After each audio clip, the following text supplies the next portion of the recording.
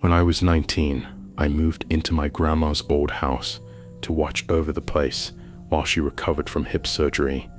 It was a big 2-story home out in the woods of rural Pennsylvania, one of those old creaky houses with long hallways, stained wallpaper, and antique furniture that hadn't been moved in decades. My grandma had moved in with my aunt temporarily, and since I was in between semesters and didn't want to stay in my dorm, I figured I'd help out and stay there for a few weeks. The place always had a weird vibe, even when I visited as a kid, but I told myself it was just because it was so old and isolated. My bedroom was upstairs, right at the end of the hallway. Across from my room was the attic hatch, the kind with the pull-down wooden ladder that creaked like it was barely hanging on. My grandma always said not to go up there because the floorboards were unstable and the insulation was falling apart. I had no intention of exploring anyway. Just seeing the dark lines in the ceiling where the hatch met the wood made me uncomfortable. It always felt like something was behind it, watching. The first week or so was fine. I'd sleep late, make myself breakfast, watch movies, and scroll through my phone all night. It was peaceful in a weird way, being that far from everything. I started getting used to the quiet, maybe too used to it, because one night, I noticed something strange. I was laying in bed around 2 a.m., phone on my chest, just about to fall asleep, when I heard a noise, a soft creaking sound directly above my bed. It sounded like footsteps, slow, deliberate. I sat up. The ceiling fan wasn't on. There wasn't any wind, just that sound, creak, then it stopped. I laid back down, thinking maybe it was just the house settling. That was until I heard something heavier, a thud. It sounded like someone was crawling in the attic, right above me. I tried to ignore it, but I barely slept that night. The next morning, I looked around the house, checked the attic hatch, checked the windows, doors, everything was locked. Nothing looked disturbed. Maybe a squirrel or raccoon got in. I called my uncle, who lived nearby, and asked if he could check it out the next time he came over. He said he would, but it might not be for a few days. That night I was already a little on edge. I stayed up late again, this time with the TV on and a small lamp lit beside my bed. Around the same time, just after 2, I heard it again, but this time it moved. The sound didn't stay in one spot.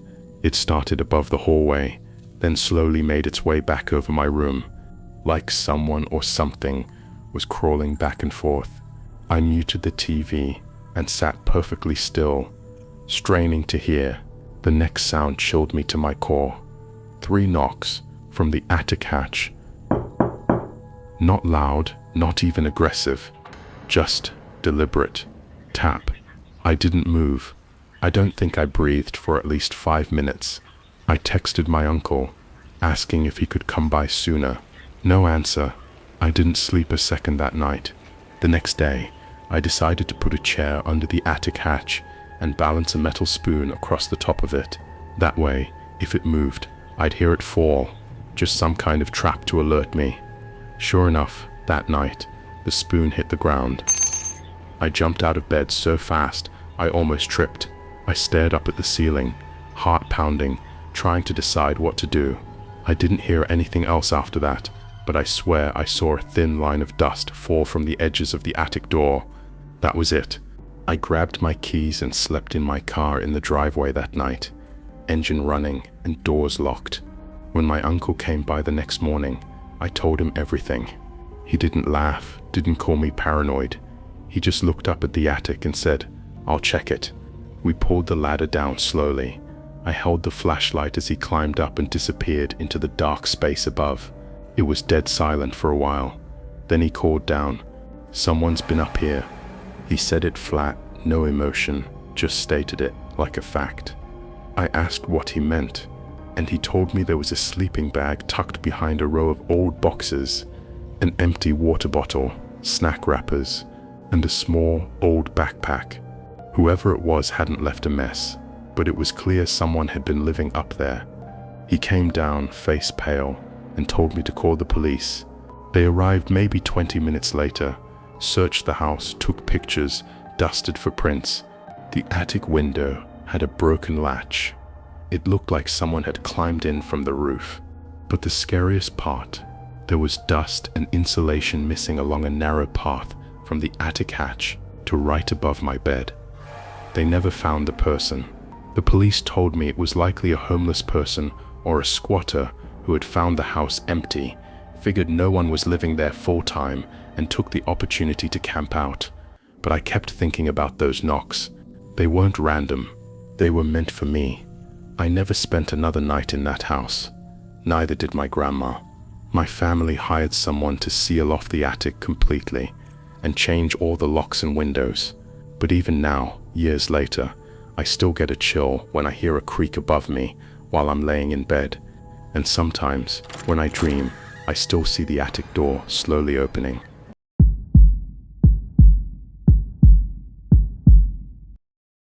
Last year, I moved into this small one-bedroom rental house in Eugene, Oregon.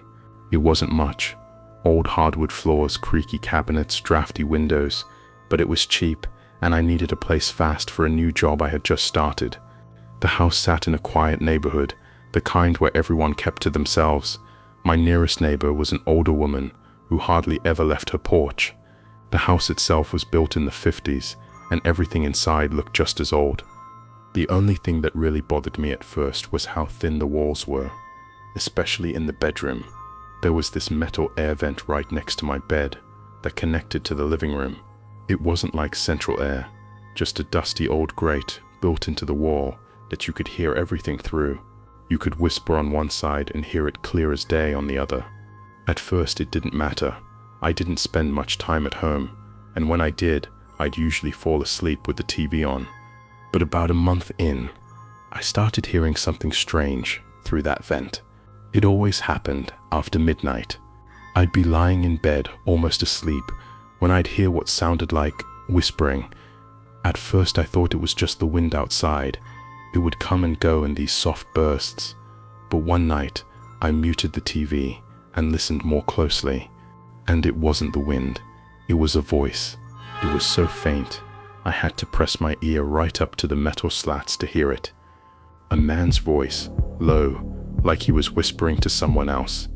I couldn't make out the words, but it didn't sound like TV or radio. It sounded deliberate, private. I got up, walked into the living room, expecting to find the TV on, or maybe some kind of echo from the street, but the house was dead silent. I looked outside. The street was empty, no one walking by, no cars, just pitch dark and quiet. I went back to bed, convinced I'd imagined it. But the next night, it happened again, this time around 1:30 in the morning. A man's voice, definitely not mine, not anyone in the house. And I swear I heard another voice answer, a woman's voice. Also faint, also whispering. But I live alone. I sat up in bed, heart already racing, and just listened.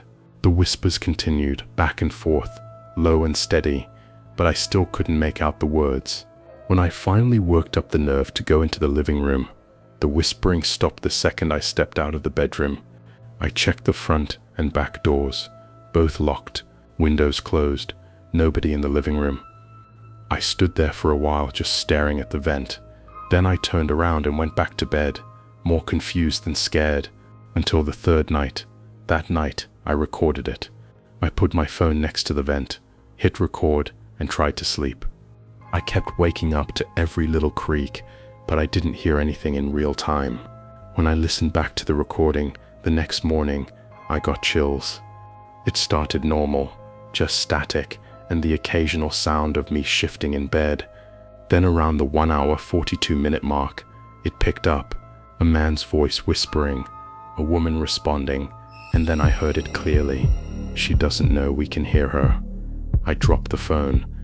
I replayed it over and over, trying to convince myself I had misheard it or that it was some strange interference, but I hadn't been talking. I was asleep. They were talking about me. The voice sounded like it was coming from inside the house, but how? The vents didn't lead to any neighboring unit. It was a single house, no shared walls, no basement, no crawl space. I called my landlord that day, and asked if anyone had ever lived in the house before me. The last tenant, a woman in her 30s, had left suddenly in the middle of the night. No warning, no forwarding address. She broke her lease and left most of her stuff behind. When he asked why, she simply told him, "I don't feel safe in that house." He thought she was mentally unstable, but after what I heard, I wasn't so sure. That night, I didn't sleep. I sat in the living room, lights on, door locked, holding a kitchen knife like an idiot. Every sound made me jump. And right on cue, around 1:30 a.m., I heard the voices again. Not through the vent this time. Behind it. The vent wasn't just connected to the other room. It went deeper. There was a space, some kind of shaft or hollow wall behind it.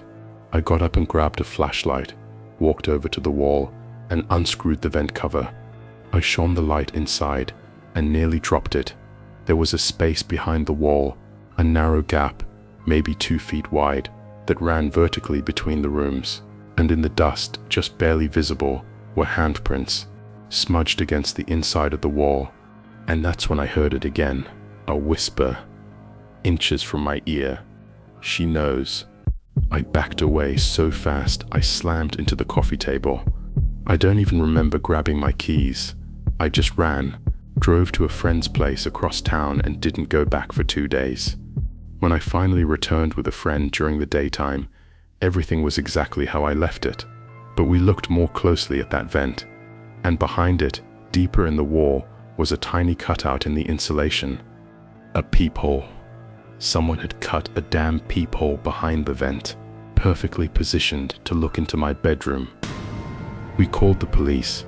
They searched the crawl space under the house and found signs that someone had been living there, old food wrappers, a mattress, and a bag of clothes. Whoever it was had been squatting on the property, crawling through the walls, and watching me for who knows how long. But they were gone. The police never found the person. I moved out 2 weeks later, broke the lease, and didn't care if I lost the deposit. I sleep with a box fan on now, just so I never have to hear silence again. And I haven't lived in a one-story house since.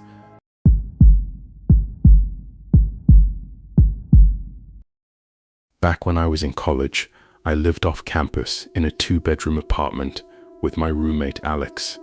It was one of those old buildings just barely outside the city limits. Cheap rent, drafty windows, weird layout.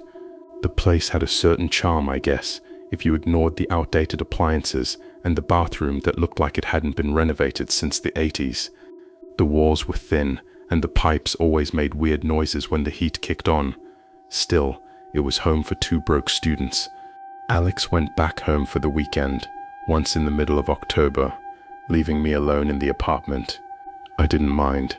I had a few papers to finish, and honestly, I was kind of looking forward to a weekend of doing absolutely nothing. That first night alone, I stayed up late watching some horror movie on my laptop in bed. Around 1:30 a.m., I got up to brush my teeth and call it a night. The bathroom was at the far end of the hallway, narrow and always colder than the rest of the apartment. The shower was tucked into a corner with this gross old plastic curtain that clung to you when you brushed past it. I always hated that thing. It had a yellowish tint and never stayed fully open or closed. It just sort of bunched up in the middle like it was hiding something. I turned on the bathroom light and stepped in. Right away, I got that weird feeling. You know, like you're being watched. The whole room was silent, except for the faint drip of the faucet. I looked toward the tub. The curtain was drawn closed. I don't know why it unsettled me. I mean, I always left it half open, but this time it was fully closed, sealed all the way along the bar. I stood there staring at it for a moment, toothbrush in hand. I felt ridiculous, but I couldn't shake the paranoia, so I reached over and yanked it open. Nothing, just the old tub, a few shampoo bottles, no one behind the curtain. I sighed, laughed at myself under my breath, and went back to brushing my teeth. But even after I went to bed, I couldn't shake the weird feeling. I ended up sleeping with the bedroom light on, just in case. The next night, I got back from a late dinner with some friends and was winding down on the couch, Around 11 p.m., I got up to use the bathroom again. I walked down the hallway, flipped the switch, and the curtain was closed. Again, I know for a fact I hadn't touched it since the night before. And Alex wasn't home. My stomach turned. I didn't move for a second, just stared at it. It was the same uneasy feeling again, that cold weight in your gut, like something isn't right. I slowly opened the curtain again. Still nothing. I told myself it was just my imagination. The curtain must have slid shut on its own. Maybe the window was open, and a breeze pushed it over. I checked the bathroom window was closed, locked. That night, I locked the bedroom door before going to sleep. Around 2:30 a.m., I woke up suddenly. Not from a nightmare or anything. I just woke up, wide-eyed, heart already racing, like my body knew something I didn't. Then I heard it, soft footsteps in the hallway. Not loud, just gentle floorboard creaks, like someone was walking slowly from the living room toward the bathroom. I sat up in bed, staring at the crack of light under my door. The footsteps stopped. I didn't move. I barely breathed. Then came the sound that still sends chills down my spine. The bathroom door creaked open.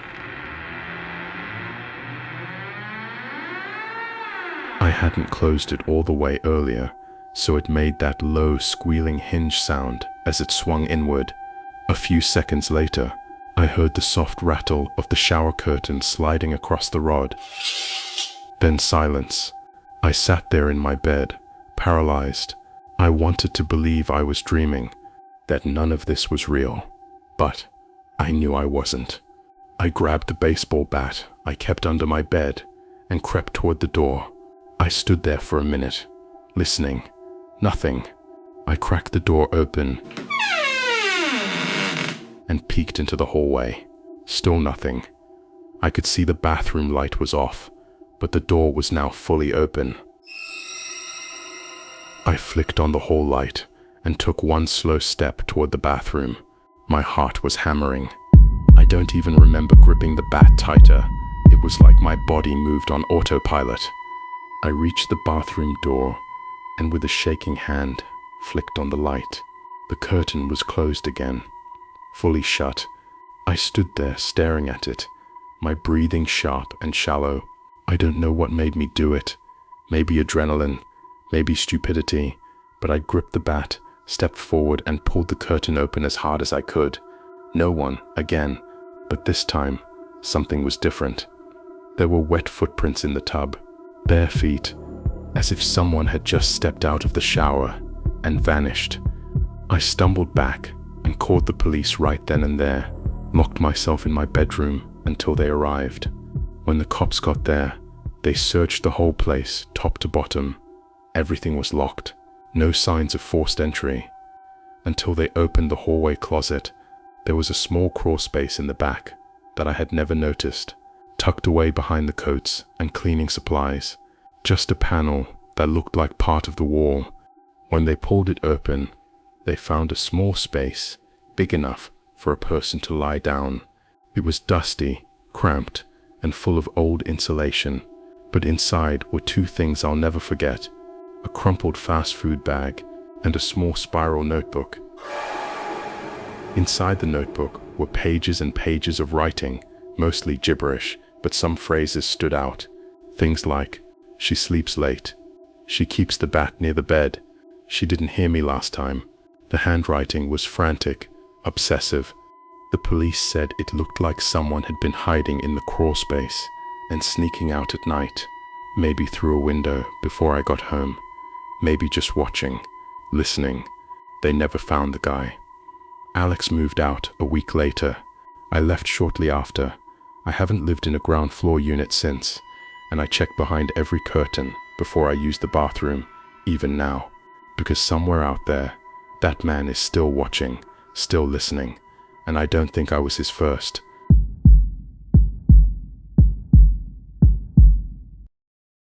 This happened last winter. I had just moved into a small one-bedroom house on the edge of town. It was cheap, simple, and best of all, it was mine. After years of living with roommates and crashing at family members' places, finally getting my own place felt like freedom. The house was old but solid. Hardwood floors, a basement I never used, and a weird little sunroom in the back that had been converted into a storage space. The landlord said it was just extra space, but it always felt off to me, cold, even when the heat was on, musty, despite being sealed. I didn't use it for anything except stacking boxes and old furniture. Still, every time I passed the door to it, I'd feel a weird pressure in my chest, like I was walking past a cave or something.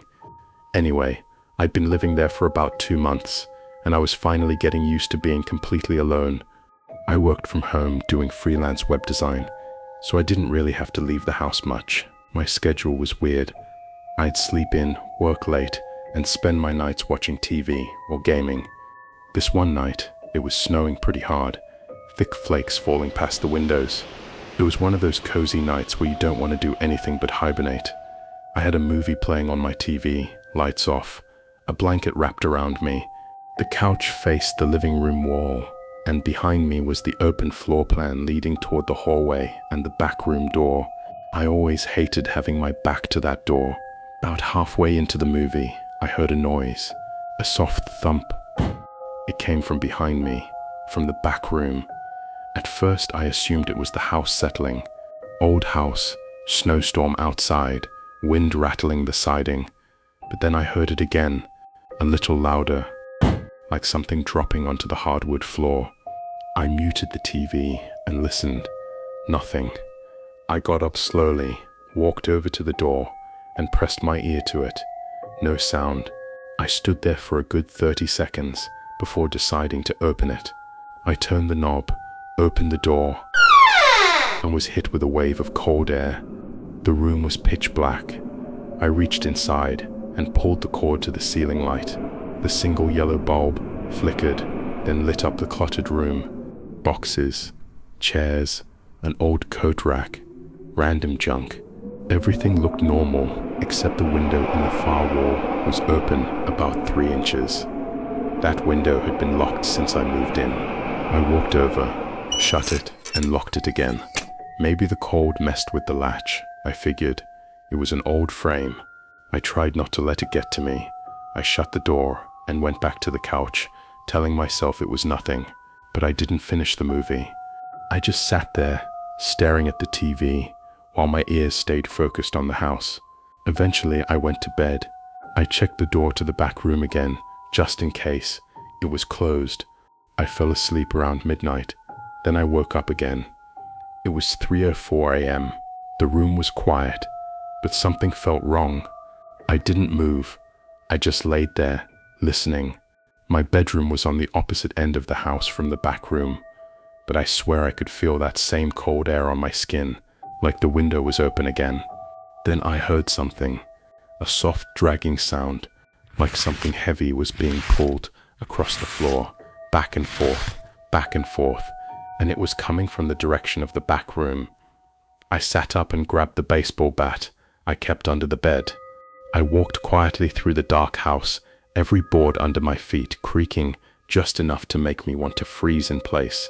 When I got to the back room door, I noticed it was open, about 6 inches, just enough that I could see the faint outline of the cold room beyond it. I stared at the crack for a long time. I couldn't hear anything anymore. No dragging, no movement. Finally, I reached forward and nudged the door open with the end of the bat. The light inside was off. I reached around and pulled the cord again. The bulb flickered to life. The window was open again. But not just open, it was wide open now, letting in a gust of snow and freezing air.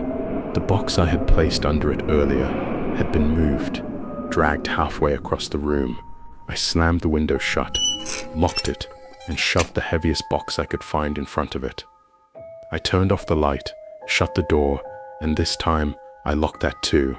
I didn't sleep the rest of the night. In the morning, I walked outside to check that window from the outside. There were footprints in the snow, coming from the woods behind the property, leading straight to the window. But the thing that freaked me out most, there were no footprints going back, just one path. I called the police.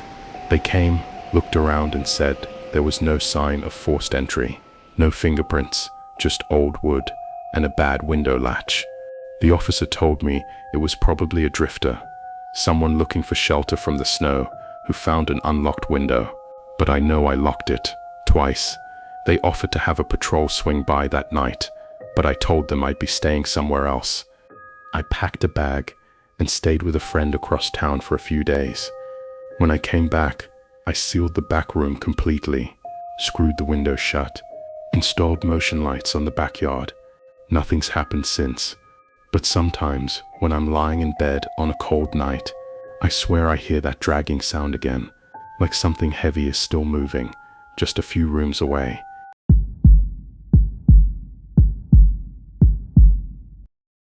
I moved into this house last year. It's a modest one-story ranch on the edge of a quiet tree-lined neighborhood. Nothing fancy, but it felt safe, peaceful.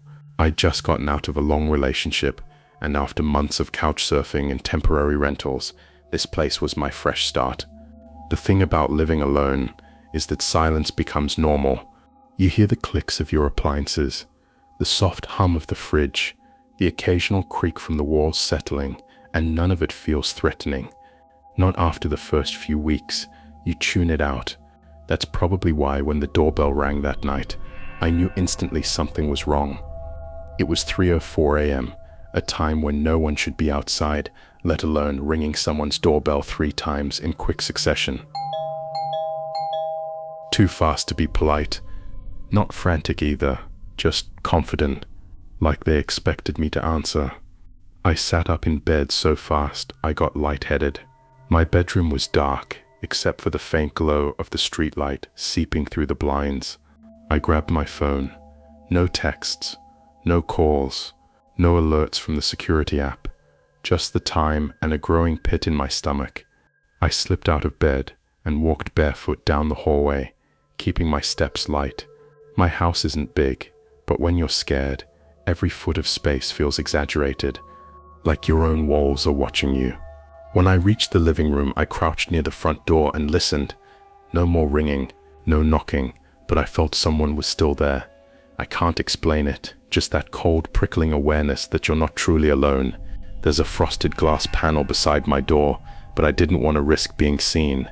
Instead, I moved toward the small window that looks out over the porch. I nudged the curtain just a hair and looked out. There was a man standing on my front step. Alone. Wearing a dark hoodie under a jacket, hands at his sides, facing the door. I didn't recognize him. I scanned his posture, his build, his clothes. Nothing sparked any memory. He wasn't someone from the neighborhood, or from work, or from my past. He was just a stranger. Then, with no prompting, no knocking, he spoke. "Hey Nathan, I need to talk to you." Just like that. Calm. Like he wasn't standing outside a stranger's house at 3 in the morning. Like this was a normal conversation. My blood turned to ice. He said my name. Nathan. Not buddy. Not sir. Not a guess. He knew who lived here. But I swear on my life, I had never seen him before. And the way he said it, there was no hesitation, no uncertainty. He didn't sound like he was guessing. He sounded like someone who knew exactly who I was. I didn't say a word. I stepped back from the window, heart hammering. I went into the kitchen and grabbed the biggest knife I had. I didn't know what else to do. I wasn't going to open the door, but the thought that he knew my name made everything feel targeted. And the weirdest part was how calm he sounded, not threatening, not aggressive, just wrong, like a person trying to act normal and missing it by a few degrees. Then I heard his voice again, through the door this time, louder. "Nathan, I know you're in there." I flinched. He said it like a fact, like he wasn't just guessing based on lights or noise, but knew I was standing in the dark hallway, holding a knife and barely breathing. I backed away again. I considered calling the police, but I hesitated. What would I say? A man rang my doorbell and said my name. Technically, that wasn't illegal, and I didn't want to explain that I was hiding in the dark with a weapon like I was in some movie. Then everything went silent. No footsteps, no retreating echo, just the kind of dead silence that makes you aware of every tick of your own heartbeat. I waited 5 minutes, then 10. I didn't sleep the rest of the night. I sat on the floor, back to the wall, lights off, phone in one hand, knife in the other. I didn't hear a car leave, didn't hear him walk away, but eventually the sky turned lighter and the birds started chirping. At 6:45, when it felt safe, I finally opened the door. There was no one outside. The street was empty. Nothing unusual, except for one thing. On the doormat was a piece of lined notebook paper, folded in half. My name, Nathan, was written on the front, in messy all-caps handwriting. I picked it up carefully, hands shaking. I unfolded it. Just a single line inside, written in the same pen. You locked the basement. Why? I don't have a basement. There's no staircase, no crawl space, no hidden door. I've lived in this house for over a year. I've walked every inch of it. There is no basement. At least, I don't think there is. But now I can't stop thinking about that weird seam in the hallway closet, the one I thought was just bad drywall. Or how the floorboards in the laundry room feel a little too hollow, like there's something beneath them. And since that night, sometimes I swear I hear sounds under the floor. Not rats, not pipes, just movement. Like something that used to have access and wants it back.